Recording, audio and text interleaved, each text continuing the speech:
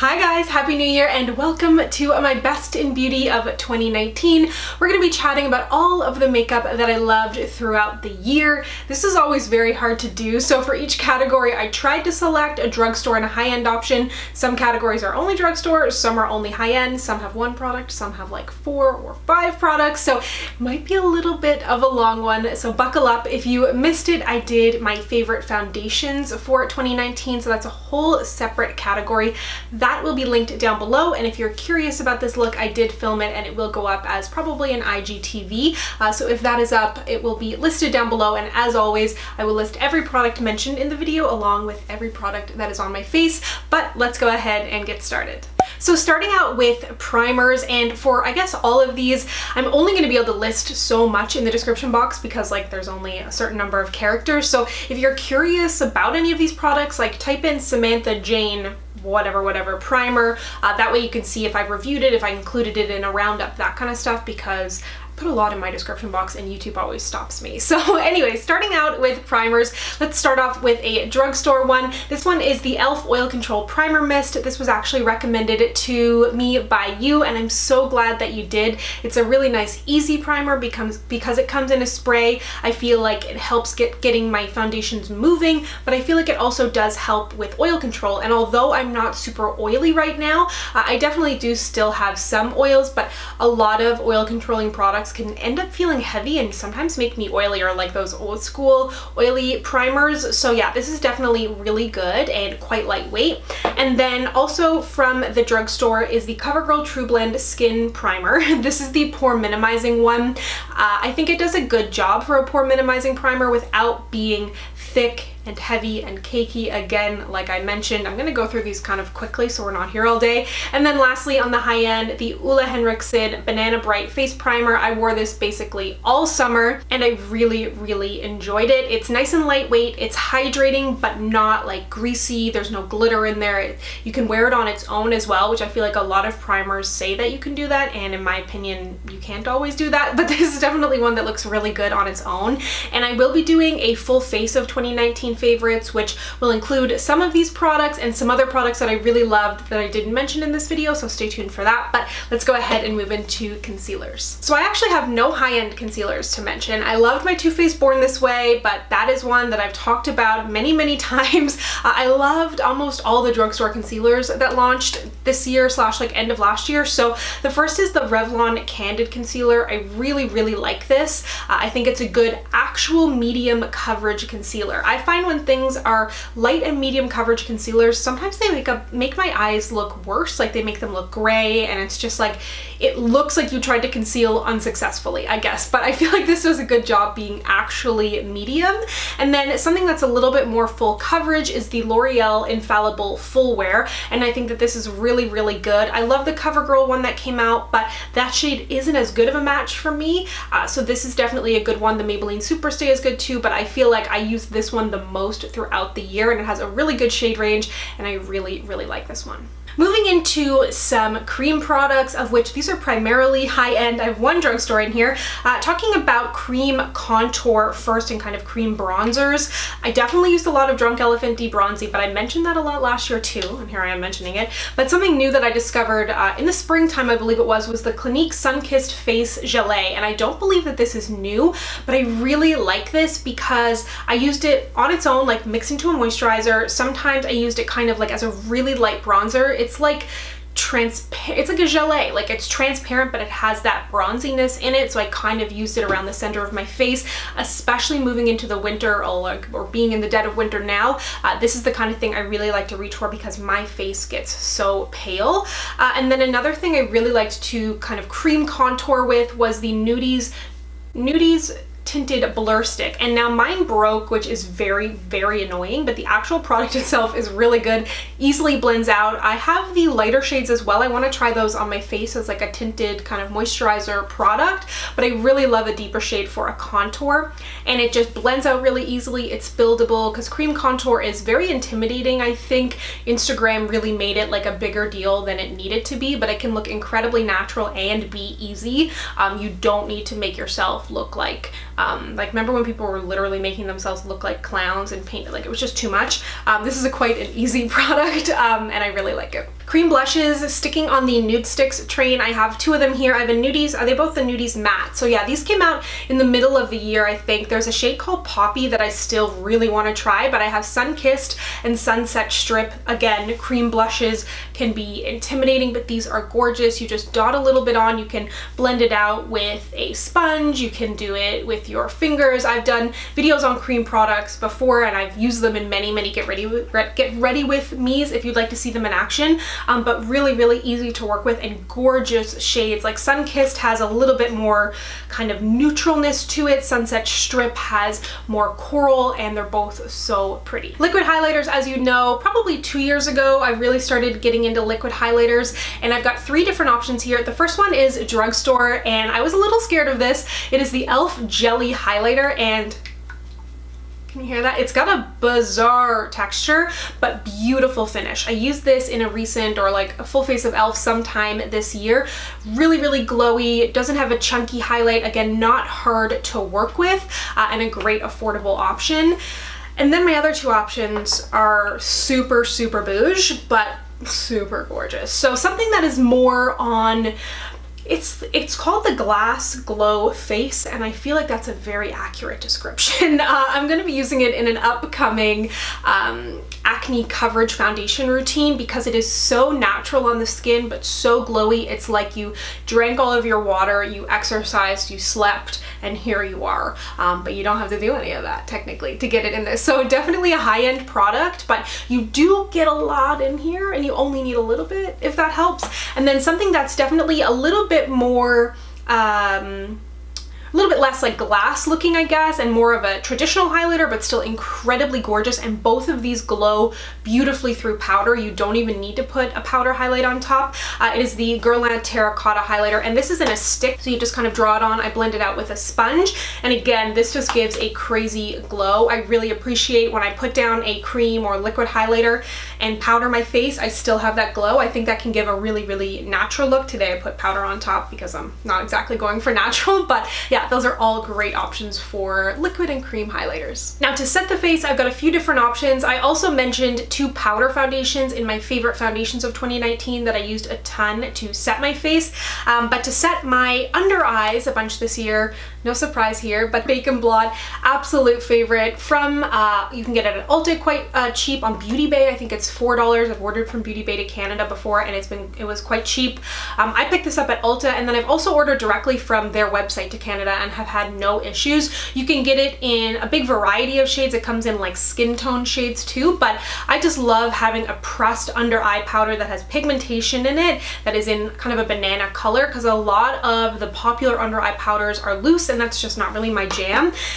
And if you don't feel like spending $4 and you feel like spending like $60 for not that much product, I recommend Charlotte Tilbury. It is so good. Amanda, she is a blogger in Ottawa. I guess I had been talking about it and she picked it up. She has like a little mini of it and she just hit pan and was talking about it on Instagram the other day, and she was like, I blame you. And I was like, I'm sorry. It's so good. She had the deeper shade, which I'm going to talk about in a minute, but this is shade number 2, which I use to set my under eyes. It is so smoothing, it is blurring, it is the perfect amount of pigmentation. There is only 3 shades in this line, so it's not that pigmented. It's kind of like a tinted moisturizer, how it's on the transformative side, I guess, in that it doesn't need to be a perfect match, but this is great for my under eyes. But like I said, she's not cheap. Then I have the shade 3, which I use to set my face. My friend Aisha, another YouTuber that I know, she's much darker than me. I don't know what shade she is in MAC.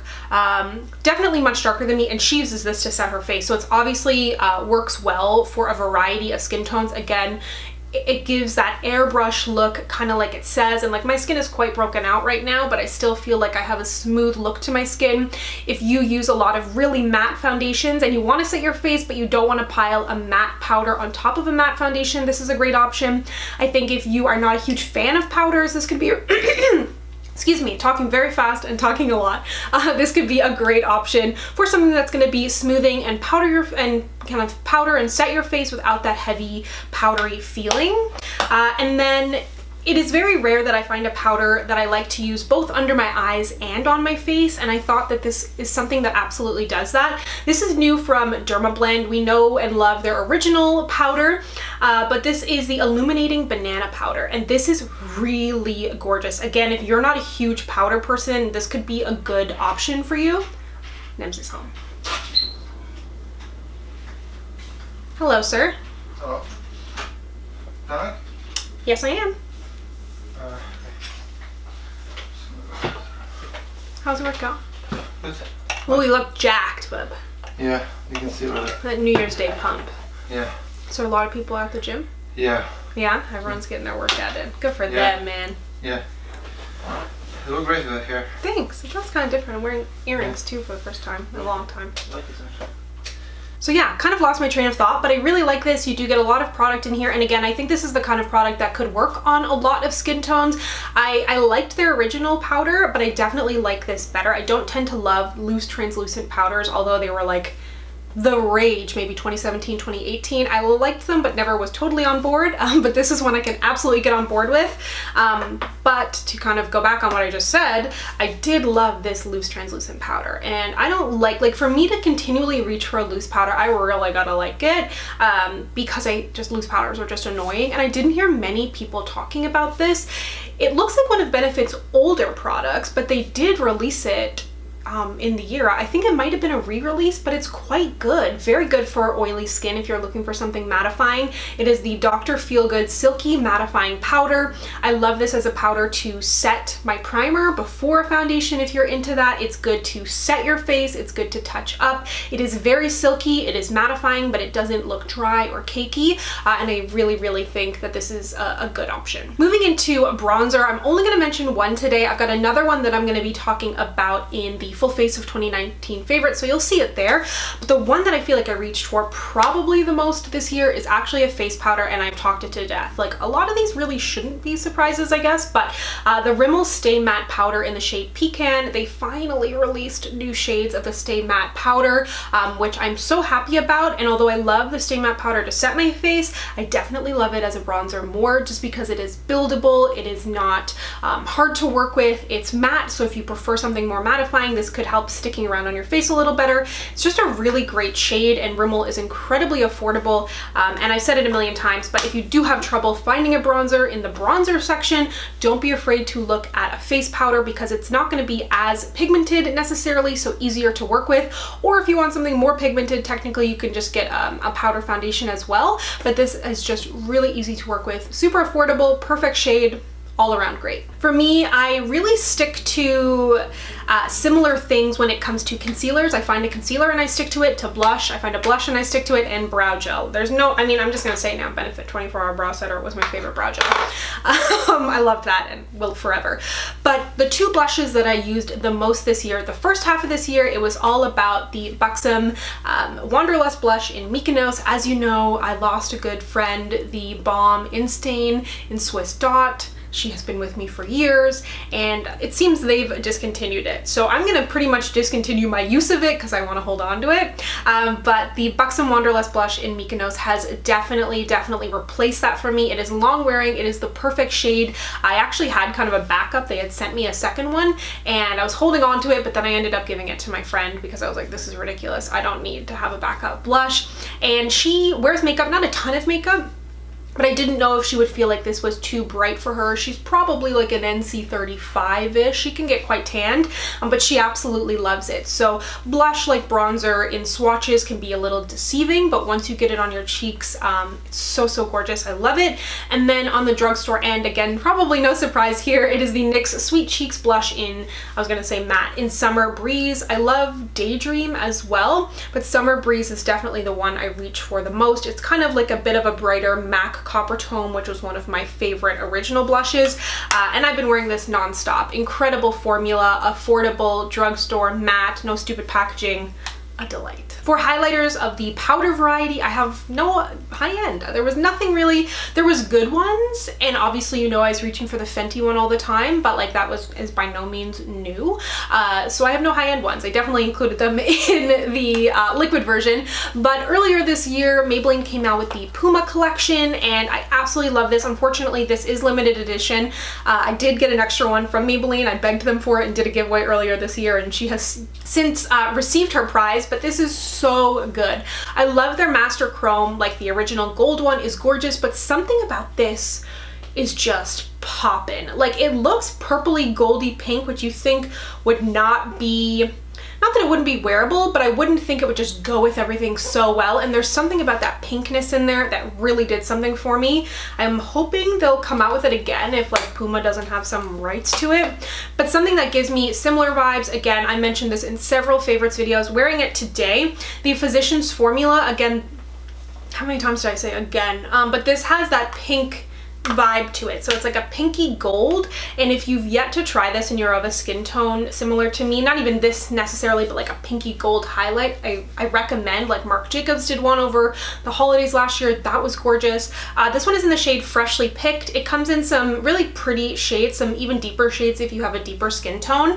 And again, oh, why do I keep saying again? That's really weird. I've never noticed that I do that all the time, but it has that pinky vibe in there, but it does have the Physicians Formula packaging of being like overly bulky. And it has this brush, which like you could probably use this to highlight.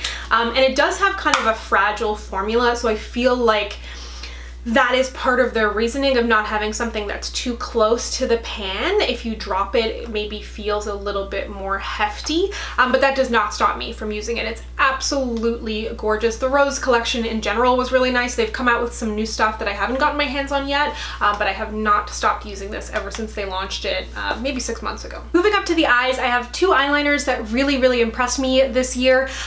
They are both high-end. So the first one is from Benefit. This is their roller eyeliner, and then the other one is from Too Faced, the Better Than Sex, and they're both just really good. I love this style of kind of pen they are. They're easy to work with, they're long wearing, neither are waterproof, but I don't tend to wear waterproof eyeliner. This also came in a brown that I found myself reaching for, even when I did like yellow on my eyelids. I think when I initially used this palette that I have on, I think I reached for the brown, which I thought was a really beautiful shade, and I just really liked these. I think L'Oreal launched a liner this year that I ended up liking, and Rimmel, but I didn't reach for them as much as I reached for these ones. And for me, eyeliner is still hard. No matter what, it's still hard. So although sometimes it seems silly potentially to spend high-end money on an eyeliner, if it's something that is just easy to use, it's not even necessarily the formula. I don't have a lot of issues with any eyeliner formula. It's mostly just the ease of use for me. I'm like, I need all the help I can get. So, I mean, these were both sent to me, but I would absolutely purchase and will repurchase one of these when I run out, because they're both really good. When it comes to mascara, I tried a ton of mascaras that I loved this year. I'll be mentioning again a high-end one in that upcoming full face, but the one that I guess stuck out to me the most was the L'Oreal Unlimited mascara. When this launched, I was skeptical. I've actually never used it in the way I think it's intended. Is like, it's got this like kind of curve that you can do. I don't ever use it like that, but I absolutely love this. It's lengthening, it's volumizing, it's black, doesn't smudge, doesn't transfer. So good. And I do love pairing it with a lash primer. It's still great on its own, and you know I love the L'Oreal lash primer, but this guy came in recently. I did a favorites from New Essence video, and this is the Volume Booster Lash Primer. Really a great option if for some reason you weren't into purchasing the L'Oreal, you wanted something cruelty-free perhaps, or this might even be like a buck or two cheaper. This is a really good option, especially if you are not a false lash wearer like myself. It's nice to be able to amp up your eye look, and it doesn't take that much time. It's just kind of like a quick coat, let it dry for like 10 seconds, then go in with your mascara, and I find it can really make a big difference. And in my experience, drugstore lash primers are better than high-end. Like the L'Oreal, the Milani has one, Essence has one. They are all better than the Dior. They're better than the Marc Jacobs. Like, So good. If you're still with me, let's go ahead and move on to eyeshadow palettes. I wore a lot of color on my eyes this year, and a lot of greens, pinks, purples, and a lot of that was actually encouraged by the types of palettes that were launching, because that's, you know, the nature of my job is testing new things. And when I see a palette and it has a bunch of fun colors in it and it feels approachable, then I'm gonna play with color. So I have actually 2 palettes from Colourpop, 2 palettes from NYX. Again, lots of drugstore. The drugstore was just so strong this year. So the first one that I really loved this year, I think, was the Colourpop Good Sport palette. Actually, no, it was the NYX, because I filmed that video in January. But this was limited edition, but again, and kind of like all of these palettes that I'm going to mention here today, the selection of shades was approachable and familiar, but had pops of interesting colors in there that I then incorporated into my looks that I may not have otherwise. Like, I wouldn't have sought out like a burgundy with blue glitter in it, or like this green is incredible, but then you're getting beautiful purples. You've got a great mustard in there. It's just a really gorgeous palette, and Colourpop makes great eyeshadows. I think they make too many of them now, but obviously it's working for them. I just haven't bought any of the new ones. I'm like, you've overdone it. And then the other one that I love so much, potentially looks a little bit more basic, but has some glitters in here, is the Sweet Talk palette. And I really love this. It's got my light browns, my warm browns, my corals, but then it's got these glittery shades in here that, again, I don't wear a lot of glitter on my eyes, but when I got this, and like a lot of the times when I used it, I ended up reaching for it. And I felt like the glitter was not too hard to work with. Again, that's always very important to me. This was probably the first palette that really impressed me this year, and that is the NYX Off Tropic palette in Hasta La Vista. There's another one too, but this one I've done a fully, like a one shadow look with the mustard. I've done a look with like the pinks. Every time I've used this palette, it's been incredible. And these are not easy shades, I feel like, to formulate or necessarily easy to work with, like these matte bright shades, especially if you're picking them up from the drugstore. But I was blown away. So happy with this palette. And although there's no like warm brown in here, I just like a lot of the time reach for a like the whatever bronzer I'm putting on my face and use that, and then go from there. It's great. And then same can be said for this. This is the Modern Dreamers palette, another palette with everything that I want. Brights, neutrals, but it doesn't feel messy. It doesn't look like a rainbow, because I don't tend to like that either. Yeah, it's just, I don't know, it's great. I did a one shadow look with the green. I've used the peaches, I've used the golds, I used the green in a recent video. And yeah, this one definitely is up there in price for a drugstore palette, but I think that the shades in here are great. If you're going to use it, hopefully you can like maybe even find it on sale, but the quality is just as good as high-end. It is cruelty-free. It is what I believe to be a pretty good brand. You know, there's some sketchy ones out there. Nobody's perfect, but I feel like this is really good. The price tag is a little bit jarring, absolutely, and like, you know, never break the bank for makeup if you can't. But I mean, if you want to, break the bank. But I don't want to take the fall for that. But yeah, I really love this palette, and I still am excited to reach for it, which I think says a lot, because I try a lot of makeup, and although I might like things initially or may work for me and it's good, it still may not be something I personally reach for, because that's always something to consider too, is I try a lot of makeup. Luckily, I'm sent a lot of makeup, and that allows me to try new things that I wouldn't have purchased myself, and that way I can discover new things, be like, oh crap, maybe you wouldn't have tried this either, check it out. But then that is also the case of like, it doesn't make it bad just because I'm not reaching for it, it's just not something that I prefer. So yeah, I don't know if that even made any sense, but this was definitely something that I found myself continuing to reach for, continuing to be excited to use, and then I could also get a good basic look out of it as well. Okay, we're getting there. I feel like I'm moving through this at a decent pace. For setting sprays, I definitely used a lot of Urban Decay All Nighter, so I did want to give this a quick shout out. But then I kind of got into like dewy mists, which is something I haven't played around with a lot, but I've really been experimenting with my makeup with my kind of adjusted skin type. So another one that I really did like actually was the High Performance Setting Spray from Cover FX. This is a good one if you do have oily skin. They've got a mattifying one as well. This spray can be dicey, so I always like give it a spray before I actually spray it on my face, but I really feel like it helps with the longevity of my makeup. It's also alcohol free. Then more recently I fell in love with the Bare Minerals Dew Mist. Something about this just really makes your makeup melt into your skin. On Sephora, I feel like when I was linking it, it says something about like having shimmering. It's called like the shimmering. It does. It has little shimmers in there, but I've never noticed that on my face. And I've also never had an issue with the spray until like 2 days ago when I used it. So it has a really nice mist, but it kind of really got me the other day. But I was able just to, if that happens with your setting spray, I find I just take my sponge or my fingers and just kind of pat it into your skin, and generally it's okay. And if you're looking for something that's again on the like more natural side, the dewier side, not necessarily to like glue your makeup to your face, but to really kind of meld things together, really love this from Wet n Wild, the Photo Focus Rose. It comes in cucumber and coconut as well, and it says it's to prep, set, refresh, which was like a total trend of 2019. Like every setting spray now does everything. But yeah, I thought this was a great option from the drugstore. Now lastly for lips, this was kind of tough because I wear a lot of lip products, and I also wore a lot of nudie peachies this year because I wore a lot of colorful eyes, which I tend to pair with a less colorful lip. So a line that launched this year that I absolutely loved, it launched like early January from Maybelline, was their Made for All collection. I think Maybelline, I mean, all the drugstore brands make such good lipsticks, but Maybelline really does a good job. So two shades that, oh, that one of them is not it. Hold on, stay tuned, stand by. Where are you? Oh God, where is it?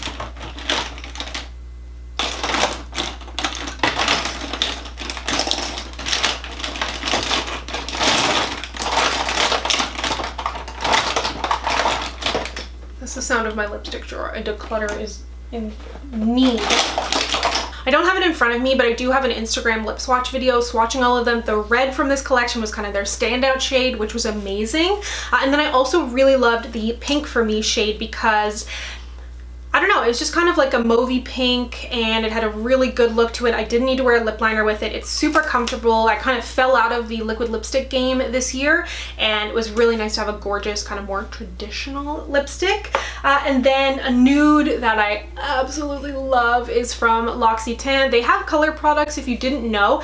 This one is in the shade 010. It's in their fruity lipstick, and it's just perfect. And I think the reason that it's so perfect is a lot of my favorite lip combinations are 2 or 3 products at once. So this has like a nudie shade, but then it's got a peachy shade in the middle, which is what I always mix together on my lips. So I think this is what gives it that perfect look. Really comfortable, moisturizing, doesn't last on the lips for like 12 hours because it is more hydrating. But if you have my skin tone, this is a great nude lipstick that you do not need to wear a lip liner with, although I do like wearing lip liners. Sometimes it's nice to just have a shade that you can throw on, and this is definitely it. I should mention my favorite lip balm of the year was the Laneige Lip Glowy Balm. Peach especially, just the scent of it.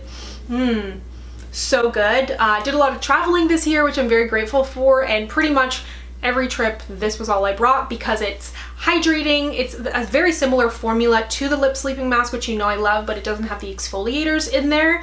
And yeah, this looks really good on the lips, super comfortable, super hydrating, very easy. And it took me a while to find that because it was in the bottom of a purse. For a bright color that I really loved this year, the Lancome lipstick in Rose. I mentioned this in my favorite pink lipsticks video. Again, this broke too. I'm so annoyed, but it is a perfect, deep, super matte, beautiful color that lasts on the lips without being drying. Then this lip color really took me by surprise. I think I don't know if I meant to order another shade or I thought this was different than it was, but when this showed up I was like, oh no, she's a Barbie pink, which is like the only lip color I won't wear. I'll wear grays, I'll wear blues. Barbie pink is where I draw the line. But this is the Satin lipstick, a satin lipstick from Colourpop, one of my favorite lipstick formulas of all time, in the shade Pitter Ponder. I'm wearing it today with a lip gloss over it, but when paired with a lip liner or just kind of like lightly dabbed onto the lips, it's so fresh and so bright without giving me that Nicki Minaj look, because like Nicki can do that, I'm not Nicki. But yeah, this was something that really took me by surprise and I really loved. On top of it, I'm wearing the Wet n Wild Liquid Catsuit High Shine liquid lipstick. So they have the matte ones, which are great. They launched these maybe at the beginning of the year, and I never hear anybody talking about these. This one is in the shade Peach Stole My Look, and it reminds me of my other favorite product that I'm going to mention, but I love wearing this both on its own and over lipsticks. It just, the pink was very, very pink, and I put a little bit of this over it just to make it a little more peach. Super comfortable, very, very affordable. Probably my favorite lip product of the year is the Bobbi Brown Crush liquid lipstick in the shade Peach and Quiet. You've heard me talk about this a million times. You'll see it in that full face. It's similar to the Wet n Wild, but I would say it has more pigmentation and it's a little bit less glossy, but it's not a liquefied lipstick either. It's an incredibly unique formula. It is buildable, it's super comfortable, it is glossy, but not super glossy, but not super thick, but not like satiny. I don't know, it's just very, very unique, very gorgeous. And Bobbi Brown, I mean, is a high-end brand, but I think in Canada, I feel like the price tag was like $26, which I could be wrong on that. That might be the American price, but that's not heinous for a drugstore or for a high-end and a Bobbi Brown lip product, I thought. And this is the kind of thing I would absolutely go out and repurchase because it's something that's become a staple in my collection, which is always a big deal for me. So yeah, there you have it. That is everything that I loved throughout this year. If you made it through, thank you so much for sticking with me, and thank you so much for sticking with me throughout the year. I'm super excited to see what 2020 brings. Let me know if you have any video requests, as always, down below, and let me know if you can choose your top product of the year or top 5, whatever it is. Always curious to hear what your favorites are down below. So thank you so much for watching. If you'd like to connect with me, you can find me on Instagram, Twitter, and Facebook at SamanthaJaneYT, and I'll see you guys next time.